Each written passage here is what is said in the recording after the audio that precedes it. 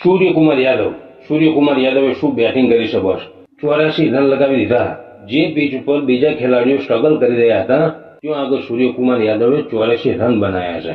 ભારતીય ટીમની એવી શરૂઆત રહી હતી કે આવી કોઈ દાડો નહીં રહી હોય. ભારતે પાવર પ્લેમાં 46 રન બનાવી અને 4 વિકેટ ગુમાવી દીધી હતી અને 77 પર 6. જો ભારતની જગ્યાએ બીજી ટીમ હોત ને તો 100 રન 110 120 ઓલ આઉટ થઈ જત.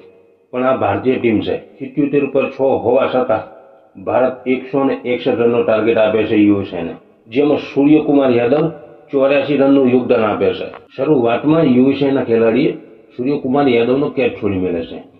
જો એ કેચ ના છૂટ્યો હોય તો ભારત 100 રન પણ ના બનાવી શકત. પણ કહેવત સાચી છે, કેચ છોડો મેચ છોડો. કાલ નેધરલેન્ડવાળાએ એ જ કર્યું. નેધરલેન્ડવાળાએ એક કેચ છોડ્યો, પાકિસ્તાન મેચ જીતી ગયું. પાકિસ્તાને નેધરલેન્ડ સામે 12 બોલમાં 29 રન જોતા હતા. ફહીમ 19મી ઓવરમાં પહેલા દાડે સિક્સર મારે છે અને બીજા દાડે કેચ જાય છે અને એ કેચ ડ્રોપ થઈ જાય છે. એ કેચ છોડ્યો એના કારણે નેધરલેન્ડ મેચ હારી ગયું. એ જ ઓવરમાં ફહીમે 24 રન લગાવી દીધા અને નેધરલેન્ડને મેચ હરાવી દીધું. પાકિસ્તાન એક સમયે 98 પર 2 વિકેટ હતી અને 106 ઉપર 5 વિકેટ થઈ ગઈ. આ પાકિસ્તાનની ટીમ છે કે તપેલી છે એ જ ખબર પડતી નથી. 98 ઉપર 2 વિકેટ, બાકી રહ્યા તો 50 રન કરવાના એમના જોડે અને અહીંયાથી દેવા મળ્યા પૂર વિકેટો. ફહીમનો કેચ ના છૂટ્યો હોય ને તો નેધરલેન્ડ આસાનીથી મેચ જીતી જત. એક ભૂલના કારણે નેધરલેન્ડ આખી મેચ ખોઈ ગયું અને પાકિસ્તાનને જશ્ન કરવાનો મેળ પડી ગયો. ન કે પાકિસ્તાન વર્લ્ડ કપ શરૂ થયાના 3 કલાકમાં બહાર હતું. નેધરલેન્ડની પણ સિચ્યુએશન એવી હતી કે 160 170 સુધી જઈએ કેવું હતું. પણ નેધરલેન્ડની પાકિસ્તાન જેવું જ છે. એમને બી એવું ક્વોલિફાય કર્યું ને કે 148 સુધી પહોંચ્યું મોટ અને પાકિસ્તાન એ 148 રન ચેસ કરવા ઉતર્યું. એમને તો એમ થઈ ગયું કે 200-300 રન છે. રનના બોલ રમતા હતા, રનના બોલ. પાકિસ્તાન તરફથી હારામાં હારી બેટિંગ કરી છે બાબરે, 18 દાડામાં 15 રન. આ પેલા તનવીર પોપટનું કેવું છે, પાકિસ્તાનની ઉપરની 3 વિકેટો જતી રહીને તો સમજી લેવાનું પાકિસ્તાનને નીચે કોઈ હેન્ડલ કરે એવું છે જ નહીં. બધા પેશરમાં જ આવી જાય છે અને બરોબર છે. પાકિસ્તાન વાળા તો ક્રિકેટર છે તો હરુપાનના ટીમમાં પહેરે રાખે છે. પરચીવાળા છે બધા, પરચીવાળા. નેધરલેન્ડે પહેલી જ મેચમાં આબરૂ લઈ લીધી હતી પાકિસ્તાનની, પણ અફસોસ એક કેચ છૂટી ગયો. વાંધો નહીં, યુએસએ લેશે હવે આબરૂ.